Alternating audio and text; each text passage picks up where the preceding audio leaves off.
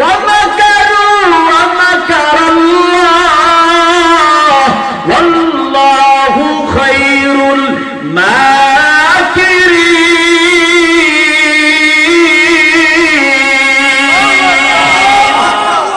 দুনিয়ার জমিনে যত চক্রান্ত করবা তোমার চক্রান্ত সব শেষ হয়ে যাবে উত্তম পরিকল্পনাকারী কে? জোরে বলেন কে? যতই বাধা দিবা কাজ হবে না। আমার আল্লাহ তাআলা একজন আছে, মায়ার নবী তো হিকমতওয়ালা নবী। মায়ার নবী চিন্তা করলেন, নবী মাত্র একা মানুষ, ওই সময় এত একটা মানুষ মুসলমান হয় না। ওই সময় মক্কার জমিনে ব্যবসায়ী বার্তা বাণিজ্য মেলা হইতো।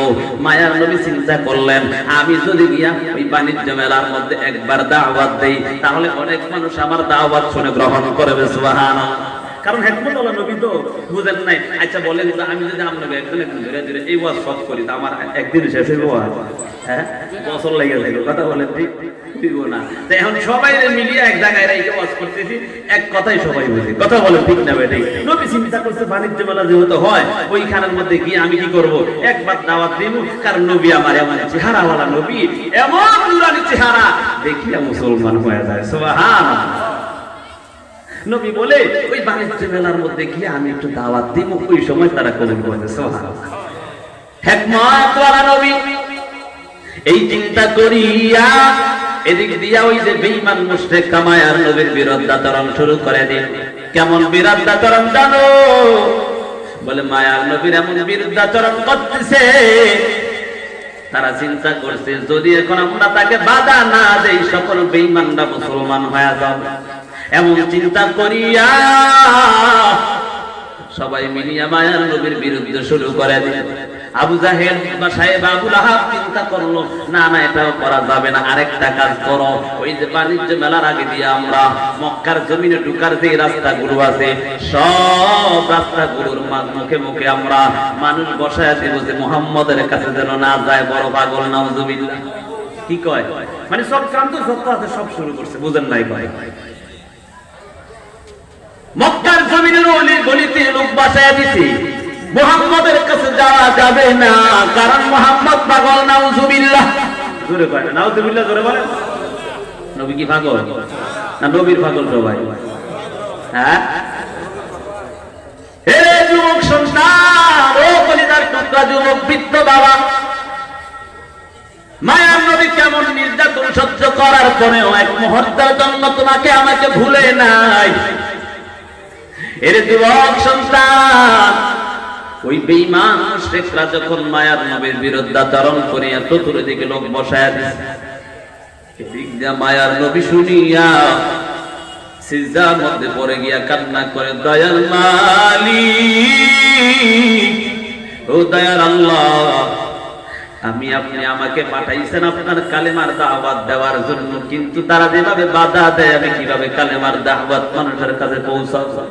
আল্লাহ বলেন, ও নবী আমার, আপনি কালেমার দাওয়াত দেওয়ার কাজ আপনি দেন, আমি আল্লাহ সবার কর্ণকহরে পৌঁছায় দেব। সুবহানাল্লাহ।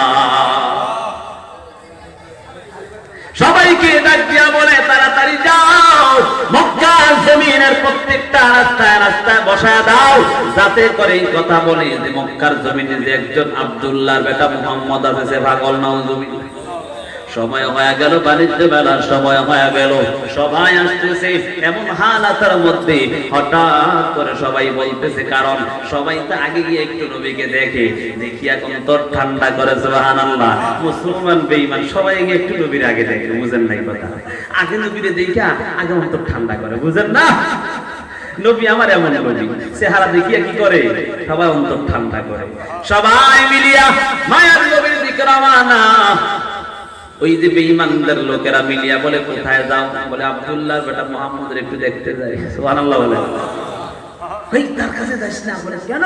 তার কাছে গেলে তো সে বড় পাগল। নাউজুবিল্লাহ। আচ্ছা দেখবেন, মানুষ যদি যে জায়গায় বাধা দেয়, এই জায়গায় বেশি যায়। কথা বলেন ঠিক না বেশি? হ্যাঁ, পাগল হয়েছে মানে এত সুন্দর একজন মানুষ, তারা দেখলাম ক্ষুধা নিবারণ হয়, আমি অন্তর ঠান্ডা হয়। আপনার এটা কি করেন? আরে করছি না, শুধু পাগল না, বড় পাগল হয়েছে। এবার কত ঠিক আছে, পাগল যেহেতু বড় একটু দেখে আই। সুবহানাল্লাহ। এমন পাগলে হয় যে নবীর পাগল সবাই হয়। কথা বলেন ঠিক না বেঠি? সবাই মিলিয়ে রওনা হয়ে গেল। মায়ার নবীর দেখিয়া সবাই এক এক করে কালিমা পড়ে মুসলমান হয়। সুবহানাল্লাহ। আবু জাহেল, আবু লাহাব, উতবা সাহেবা সবাই চিন্তার মধ্যে পড়ে গেল। হায় হায়, সেই কৌশল অবলম্বন করলাম সেটাও তো কাজ হলো না, আরো বেশি শুরু হয়ে গেল। এবার একজন আরেকজনকে বলে, আবু লাহাব বলে আবু জাহেলের কাম এগুলা, এই বুদ্ধি কিছু হয়। আরো সবাই মুসলমান। আবু জাহেল আরে এখন কাঁদতো সেটা বিচারিস না, আগে মোহাম্মদের দাও না, বুঝেন নাই করে আগে বন্ধ কর, পরে কথা। এই যুবক সন্তান, একটু বুঝানোর জন্য বলতেছি রে বাবা। বলে কি করা যায়? তাওরাত কিতাবের পণ্ডিত ছিল মদিনার জমিনে। ওই তাওরাত কিতাবের পণ্ডিতের কাছে আবু জাহেল, আবু লাহাব, উতবা সাহেবা দৌড়ে হাজির হয়। কারণ আমার নবী এমন একজন নবী, যেই নবীর কথা প্রত্যেকটা কিতাবের মধ্যে পাওয়া যায়। কথা বলেন ঠিক না বেঠি? যেই নবীর কথা বেঈমানদের কিতাবের মধ্যে পাওয়া যায়, হিন্দু, বৌদ্ধ, খ্রিস্টান সব ধরনের কিতাবের মধ্যে পাওয়া যায়। তাওরাতের পণ্ডিতের কাছে গিয়া বলে, এই পণ্ডিত মশাই, আমাদের এলাকার মধ্যে একজন লোক আছে, আব্দুল্লাহর বেটা মুহাম্মদ। ওই আব্দুল্লাহর বেটা মুহাম্মদ আমাদের বাপদাদার ধর্মের উপর সুনকালি লাগাইয়া দিছে, তাড়াতাড়ি তাকে কেমনে বন্ধ করা যায়? তাওরাতের পণ্ডিত শুনিয়া বুঝতে পারছে তার কেউ নাই, এটা কেন আর নয়। তাওরাতের পণ্ডিত এবার ডাক দিয়া বলে, হে আবু জাহেল, আবু লাহাব, উতবা সাহেবা, শোনো, তোমরা যার বিরুদ্ধে শাস্তি নামাজ আমার কাছে বিচার নিয়ে আসছো, শোনো শোনো, তোমরা তাকে তিনটা প্রশ্ন করবা।